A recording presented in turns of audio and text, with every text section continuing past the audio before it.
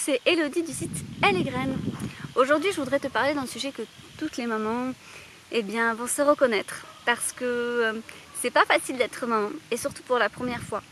Déjà, il faut savoir que dès que tu tombes enceinte, dès que tu dis que tu as un bébé dans le ventre, c'est comme s'il y avait marqué propriété publique sur ton ventre. Effectivement, tout le monde se croit en capacité ou du moins prend le droit de te dire quoi faire, comment tu devrais faire, déjà enceinte, puis après quand il y aura l'enfant. Même si tu ne demandes pas effectivement de l'aide ou même si tu n'as aucune question parce que voilà, tout simplement tu as envie de vivre ta grossesse pleinement, tout le monde se permet déjà de juger déjà le ventre que tu as, donc fille ou garçon, alors que peut-être que tu ne veux pas savoir et que voilà, tu t'en fiches. Mais ensuite, ce que tu devrais manger, comment tu devrais dormir, ce que tu devrais faire avec ton corps. Et alors, une fois qu'il y a le bébé qui est là, effectivement, sur l'éducation, ça n'arrête pas. Tu le prends trop dans les bras, tu le prends pas assez dans les bras, pourquoi tu l'allaites pas? Ah bon, mais si tu l'allaites combien de temps? Là, il a certainement trop chaud, mais attends, il va avoir trop froid. Il y a toujours ça comme ça, c'est-à-dire que effectivement ça ne va jamais comment toi tu fais. Et en tant que jeune parent, surtout d'un premier enfant, tu doutes. Et c'est bien normal de douter, c'est vraiment une grande découverte d'avoir un enfant. C'est je pense l'expérience la plus extraordinaire du monde d'être parent. Et pour la première fois, tu as forcément 36 000 questions. Alors tu en as tout autant pour le deuxième, troisième, mais c'est différent. Effectivement, tu as gagné un peu en confiance. Et du coup, c'est difficile parce que surtout une maman qui vient d'accoucher, avec toutes les hormones, avec des fois le choc de l'accouchement, de la douleur ou selon les violences obstétricales que tu as connues, c'est pas toujours évident de faire face à la critique et émotionnellement tu es dans une phase de grande sensibilité et j'ai envie de dire d'une grande aussi fragilité. Alors j'ai envie de faire cette vidéo pour toutes les mamans qui viennent de mettre au monde leur premier enfant. J'ai envie de leur dire de se faire confiance. Surtout de se faire confiance dans ce qu'elles sont en tant que femmes, dans ce qu'elles sont en tant que mère maintenant d'un petit être. C'est normal que vous n'arriviez pas à comprendre tous les pleurs. C'est normal à un moment donné d'être totalement dépassé, voire totalement surpassé par la situation. Mais au fur et à mesure du temps, en fait, avec votre enfant, vous allez vous apprivoiser, vous allez apprendre à vous connaître, vous allez apprendre à vous faire confiance l'un dans l'autre. Et à un moment donné, ça va être plus simple, ça va être plus facile. Alors oui, tu auras toujours la copine où son bébé il ne pleure plus au bout de 2 semaines, ou il a fait ses nuits au bout de 2 mois, enfin bon, tu as toujours des cas comme ça. Mais en généralité, et je peux t'assurer que tu peux regarder dans tous les réseaux sociaux, ou même si tu creuses vraiment avec chaque personne, on a tous eu nos difficultés avec les enfants, et notamment avec le premier. Et quelles qu'elles soient les difficultés, ça n'a jamais été tout facile ou tout rapide. Ce n'est clairement pas possible. Ou bien c'est que tu n'as pas été à l'écoute de ton enfant, l'enfant l'a vite compris et donc n'a plus du tout exprimé ses besoins très rapidement. Ce n'est pas moi qui l'invente, c'est vraiment une théorie scientifique qui a pour le coup été prouvée. Donc du coup, je voulais juste te dire que c'était normal, qu'il ne fallait pas perdre confiance en toi.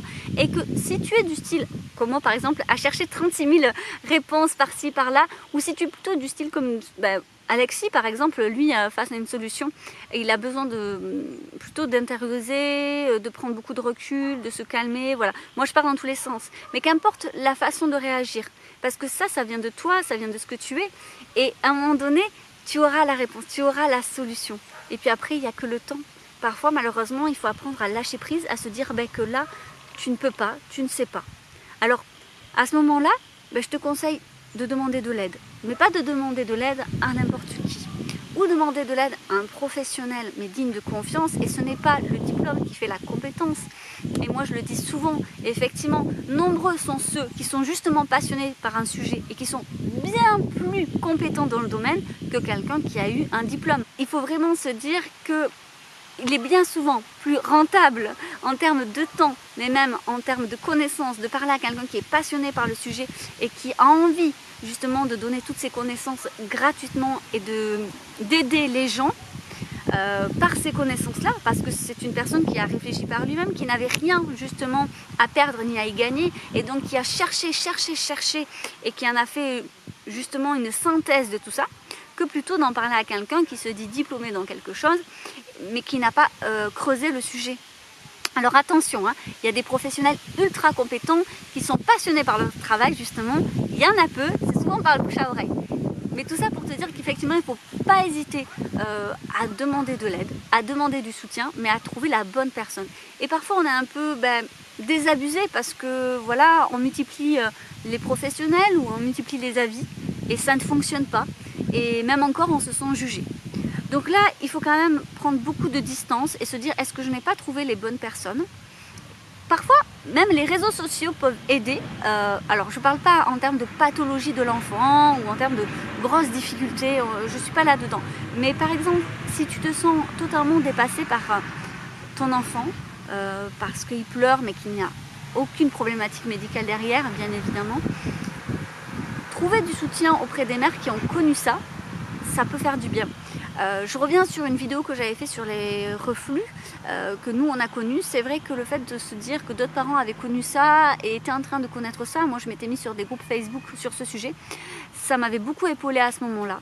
Je savais que du coup c'était temporaire, même si le temporaire est très très long parfois, mais ça m'avait fait du bien parce que finalement personne ne pouvait nous aider, personne ne pouvait rien y faire mis à part attendre. Donc parler d'un sujet avec quelqu'un qui a connu ça, qui connaît ça, rien que ça soulage et ça permet de passer la tornade plus facilement. Donc à toutes ces nouvelles mamans que je félicite parce que voilà, déjà félicitations à vous d'être une nouvelle maman. Je voulais te dire, surtout prends soin de toi, prends soin de ton enfant, garde confiance en toi et en tes aptitudes. Sache que de jour en jour, tu deviens une mère meilleure. Forcément, de toute façon, puisque de jour en jour tu apprends, et j'ai envie de dire que sur ce domaine-là, on apprend toute notre vie, puisqu'on grandit avec nos enfants. Donc surtout, ne t'oublie pas, n'oublie pas que c'est ton enfant, qu'il n'y a que toi qui le connais mieux que personne, et puis fais-toi confiance. Si tu as aimé cette vidéo, tu peux la partager. Tu peux aussi également t'abonner sur la chaîne YouTube. Il y a une icône que j'ai mis là ou là, je ne sais plus, d'Elle et Graine. Donc c'est pour t'abonner à la chaîne, comme ça tu es au courant de toutes les nouvelles vidéos.